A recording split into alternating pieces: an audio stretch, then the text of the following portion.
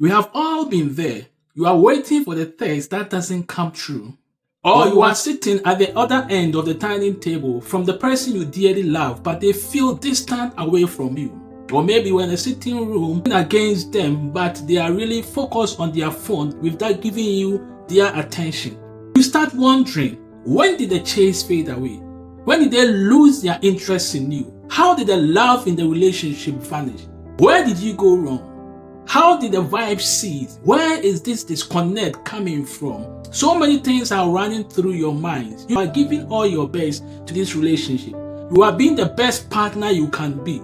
You are investing a lot, your time, your emotions. You are available to them 24/7. Nevertheless, you keep getting the same results. They are apathetic towards you. They feel nonchalant towards you and the relationship. You feel like you are losing it all. We are not talking about using games or manipulations, but we are talking about high value attraction, what I call the attraction rush.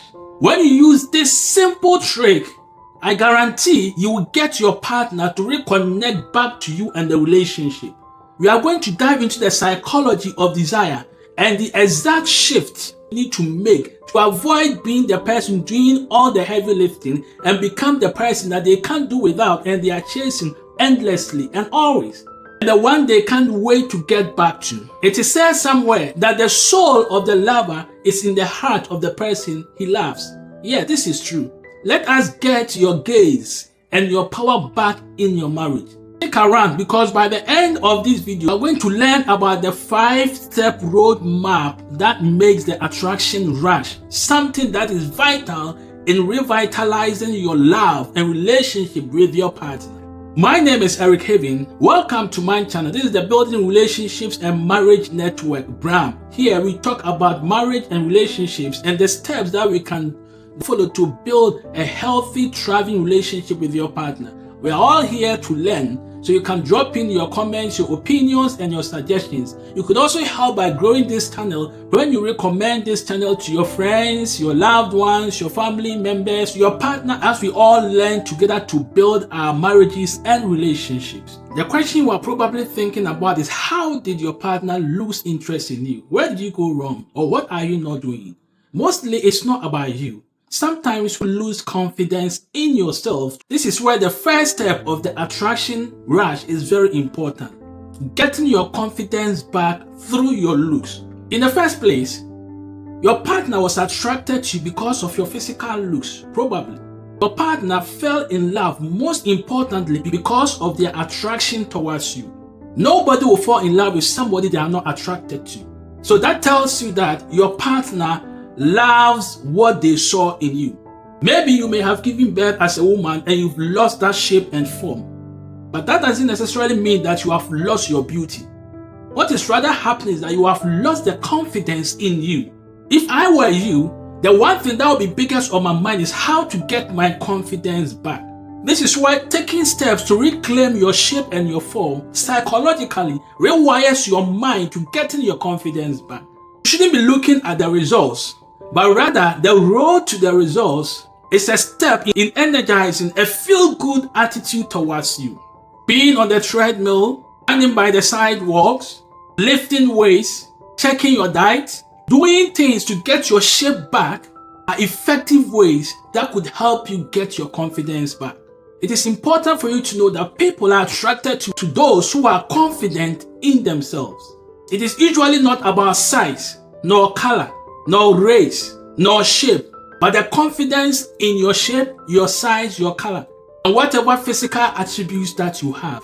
Confident person radiates that kind of glow and aura that attracts people to themselves. So be confident that you have not lost your beauty. Be confident that you have not lost your attraction. Have a positive self-outlook about yourself. With this mentality, naturally radiate that glow, that aura, and the attraction that caused them interested in you in the first place. Here is the thing though, over availability is something you should watch out for. Answering every text message, responding to their every calls, canceling your plans for them, and making them the sun your world orbits around, make them have a feel that they can always come back to you at any point in time. This attitude is rather killing their interest and desire in you. As Robert Greene wrote in the 48 Laws of Power, poor mind circulation make the price go down. It's basically about demand and supply. The more you are seen and heard from, the more common you become. So it's high time you introduce the second step to the roadmap of attraction rush, the law of scarcity. If you really want your partner to chase you, reconnect to you, and reinvigorate their desire for you, you need to be scarce to them. It's not about gameplay, but it's about re-engaging your own life. Take interest in your own development. Go to that club. It may be an art club, a music club. Do things that make you happy, that engages you, and take your mind off your partner. Engage yourself to a point where there is only a little space for them to wonder where you are. Stop that chase and let them chase you back. It's basic physics.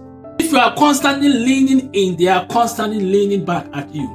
This is the most interesting part. You should make yourself worth chasing. If you want someone to chase you, you should make the destination worth reaching. If every time they catch you, they get a lecture, a complaint, or a heavy emotional talk, they are going to ultimately run away from you. They are going to stop running towards you. It is important to hide your emotions, your hurt, your pains, and your sorrows. Once they come to you, embrace them. Talk about the things you love about them. Talk about how you miss them. Talk about the importance of their presence in your life. This psychologically creates a void that they need to fill. Here is the thing though, they promise to fill that void in your life in the first place. This is a reminder of their duty of care and emotional connection towards you. You are not complaining, but you are emphasizing the beauty of their connection with you. The most possible thing you can do is to focus on rewarding their positive attitudes and the things you want rather than punishing the behavior you don't want to see. This is where you appreciate them. As Dale Carnegie once said, flattery is from the teeth, appreciation is from the heart. If I were you, next time they take out the trash, send a sweet text. Don't just say thanks. When you have good sexual intimacy with them, let them know how you appreciate their time of being with you. Here is what nobody talks about: setting boundaries with your partner. You might think boundaries drift people apart, but actually setting boundaries rather bring people closer. As Dr. Henry Cloud said, boundaries define us. They define what is me and what is not me. One reason your partner takes you for granted and feels you are not worth chasing is because they have no real definition of who you are. Here is the thing though. Boundaries are the things that help protect your time, your energy, and your emotions. They are not about controlling your partner, but about respecting yourself and your relationship. Boundaries help you communicate your needs very well with your partner. They help prevent resentment and burnout. And they build trust and intimacy. Because when your partner knows their boundaries with you, they respect and value the time you give them. They don't take you for granted. The most possible thing you can do to set boundaries in your marriage and relationship is to communicate clearly and respectfully with your partner. Identify and set limits and be consistent and true to yourself. This attitude is killing your marriage. When you are not able to say no to your partner, you are canceling your plans at the last hour to meet their needs. Most people are afraid to say no to their partner because of the fear of losing them and emotional disconnection they will get as a response from their partners.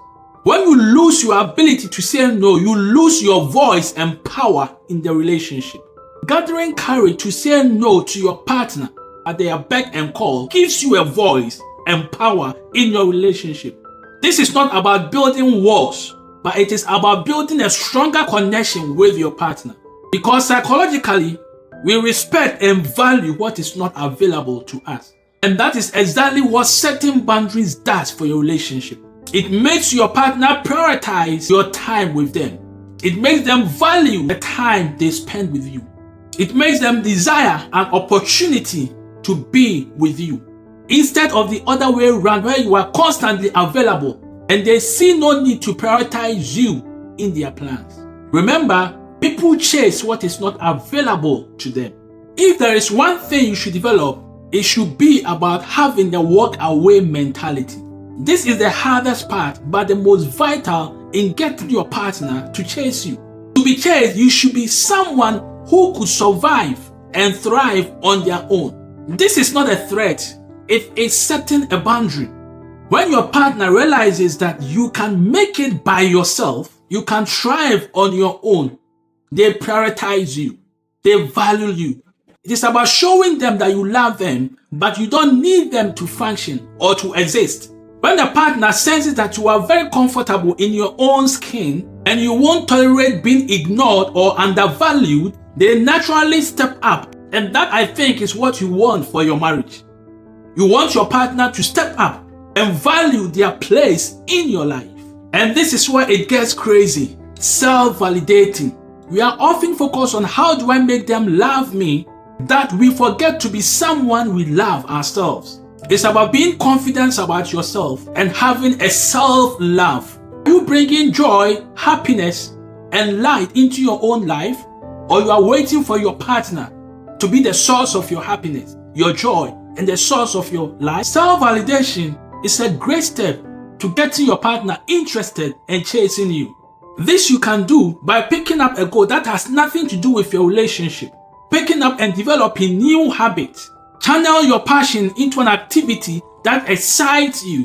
When you are led by your own passions, you become a magnet. You aren't asking for the attention, but you are rather radiating it.